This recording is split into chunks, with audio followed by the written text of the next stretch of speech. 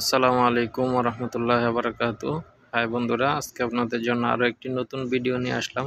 এই ভিডিওতে আপনারা দেখবেন আমার জীবনে ফার্স্ট এত মোটরসাইকেল একসাথে দেখা। আমার মনে হয় না কেউ দেখেছেন এত মোটরসাইকেল একসাথে। এটা হচ্ছে ফ্রান্সের প্যারিসে। দেখেন অবস্থা, অসংখ্য মোটরসাইকেল, যেটা আসলে বলা বাহুল্য। আমি যতক্ষণ ছিলাম প্রায় 15 মিনিটের মতো এরকম, মানে একসাথে হাজার হাজার মোটরসাইকেল।